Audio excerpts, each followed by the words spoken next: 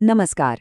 आज हम एक ऐसे सवाल की गहराई में उतरने वाले हैं जो शायद मानव इतिहास का सबसे बड़ा सवाल है। मैं कौन हूँ? ये एक ऐसा सवाल है जो हम सब ने कभी ना कभी खुद से जरूर पूछा है। तो चलिए इस सफर पर साथ चलते हैं। सारी कहानी बस इसी एक सवाल से शुरू होती है, मैं कौन हूँ? सदियों से बड़े बड़े दार्शनिकों और संतों ने इस पर विचार किया है और आज हम भी इसका जवाब खोजने की एक कोशिश करने वाले हैं। देखिए, इस गहरे विषय को समझने के लिए हम एक एक करके आगे बढ़ेंगे। पहले समझेंगे कि हमारी असल समस्या क्या है, फिर उन परतों को हटाएंगे जो हम नहीं हैं, और फिर उस सीधे रास्ते की बात करेंगे जो हमें सच्चाई तक ले जा सकता है। हमारी यात्रा की शुरुआत इस एक आइडिया से होती है कि इंसान की सबसे बड़ी समस्या एक गलत पहचान है। हम खुद को ये शरीर मान लेते हैं या अपनी नौकरी, अपने रिश्ते, लेकिन क्या हम सच में यही सब हैं? ये जो गलत पहचान है ना, शायद यही सारे दुखों की जड़ है। यहाँ एक बहुत ही जबरदस्त मिसाल दी गई है। जरा सोचिए, अंधेरे में एक रस्सी पड़ी है और आप उसे सांप समझ लेते हैं। आपका डर तो 100% असली होगा, है ना? पर जैसे ही रोशनी जलती है, आपको पता चलता है कि खतरा तो कभी था ही नहीं। ठीक इसी तरह हम इस दुनिया को असली मानकर जीते हैं, जबकि हो सकता है ये भी एक भ्रम हो। तो फिर अपनी असली पहचान कैसे खोजें? इसका एक बहुत ही दिलचस्प तरीका है, उन सभी चीज़ों को एक एक करके हटा देना जो हम नहीं हैं। ये नेति की एक प्राचीन विधि है, मतलब ये नहीं, ये नहीं। जैसे कोई मूर्तिकार पत्थर के फालतू हिस्सों को हटाता है और मूर्ति अपने आप सामने आ जाती है, वैसे ही हम भी गलत पहचानों को हटाकर अपने असली रूप को जान सकते हैं। तो चलिए सबसे पहली चीज से शुरू करते हैं, जो सबसे साफ नजर आती है, हमारा शरीर। क्या हम सच में ये शरीर है? सोचिए, ये तो बदलता रहता है, बूढ़ा होता है और एक दिन खत्म हो जाएगा। तो क्या मैं भी इसके साथ ही खत्म हो जाता है? शायद नहीं। अच्छा, तो हमारी इंद्रियों के बारे में क्या ख्याल है? हमारी आँखें, हमारे कान, ये सब तो दुनिया को अनुभव करने के औजार हैं, है ना? पर क्या ये हम हैं? जब हम गहरी नींद में होते हैं तो ये काम नहीं करती, लेकिन हम तो तब भी होते हैं।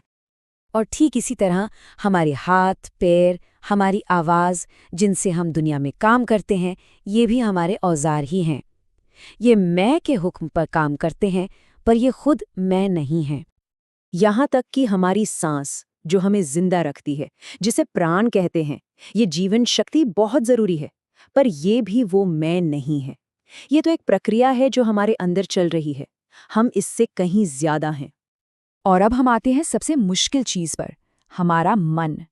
हम अक्सर खुद को अपने विचार, अपनी भावनाएं ही समझ लेते हैं, लेकिन क्या हम अपने विचार हैं, या फिर हम वो हैं जो इन विचारों को आते जाते देखता है? ये बहुत बड़ा फर्क है। तो सोचिए, अगर हम शरीर नहीं हैं, इंद्रियां नहीं हैं और मन भी नहीं है, तो फिर आखिर में बचा क्या?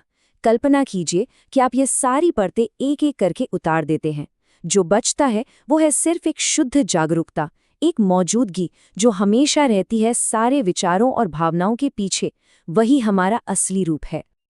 ये सब बातें सुनने में तो बड़ी अच्छी लगती हैं, है ना? लेकिन सवाल ये है कि इस जागरूकता को अनुभव कैसे किया जाए। तो इसके लिए एक बहुत ही प्रैक्टिकल तरीका बताया गया है। इसे आत्म जांच का रास्ता कहते हैं। इसे समझने के लिए जरा सोचिए कि हमारा मन काम कैसे करता है। ये विचारों के एक नदी की तरह है जो लगातार बहती रहती है, और हर विचार की जड़ में सबसे पहले क्या आता है? मैं का विचार। मुझे ये पसंद है, मैं ये चाहता हूँ, मैं दुखी हूँ। हर चीज मैं से ही तो शुरू होती है। तो यहाँ एक कमाल की तकनीक है। जब भी मन में कोई भी विचार आए, तो उसके पीछे भागने के बजाय रुक के खुद से पूछें, ये विचार किसको आया? जवाब आएगा, मुझे।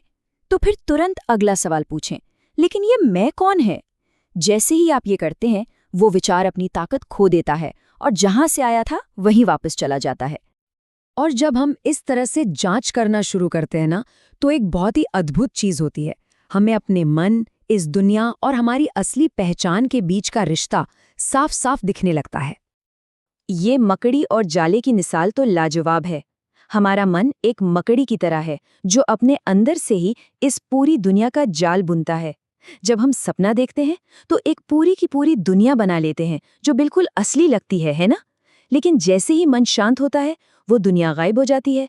क्या पता ये जागने वाली दुनिया भी कुछ ऐसी ही हो। तो हमारे पास हमेशा एक चॉइस होती है, या तो हम अपने मन को बाहर की चीजों में दौड़ाते रहें या फिर उसे अंदर की तरफ, उसके सोर्स की तरफ मोड़ें।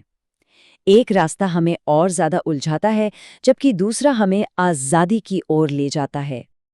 तो जब हम वो सब कुछ हटा देते हैं जो हम नहीं हैं, तो आखिर में बचता क्या है? कोई खालीपन नहीं, बल्कि एक पूर्णता। इसे सत चित आनंद कहा जाता है। सत मतलब शुद्ध अस्तित्व, जो हमेशा है, हमेशा था और हमेशा रहेगा। चित मतलब शुद्ध चेतना, जो सब कुछ जानती है। और आनंद मतलब शुद्ध परमानंद, जिसकी कोई वजह नहीं होती। ये सब जानना एक बात है, लेकिन इसे अनुभव करना, इसे जीना बिल्कुल दूसरी बात है। तो हम इस ज्ञान को अपनी जिंदगी की हकीकत कैसे बनाएं? इसका जवाब सिर्फ एक है, लगातार अभ्यास। ध्यान या सांसों पर कंट्रोल जैसी दूसरी तकनीकें वो खरपतवार को ऊपर से काटने जैसी है। वो कुछ देर के लिए तो काम करती हैं, पर खरपतवार फिर से उगाती है।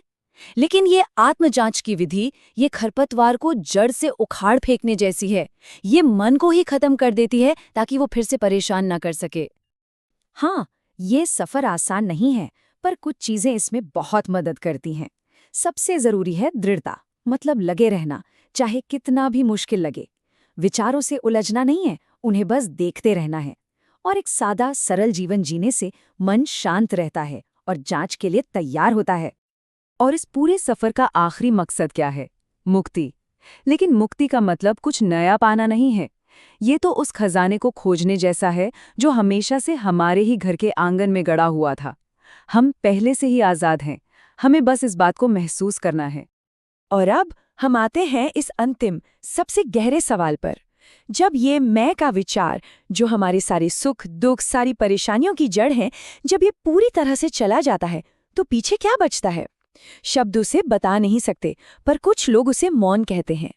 एक ऐसा मौन जो खाली नहीं है, बल्कि हर चीज से भरा हुआ है। इस पर सोचिएगा जरूर। अगर आत्मखोज की इस यात्रा ने आपके दिल को छुआ है, तो एक लाइक जरूर छोड़ें और ऐसे ही गहरे विषयों को समझने के लिए सब्सक्राइब करें। याद रखिए, सबसे बड़ा सफर वो है जो अंदर की ओर होता है। देखने के लिए बहुत बहुत धन्यवाद।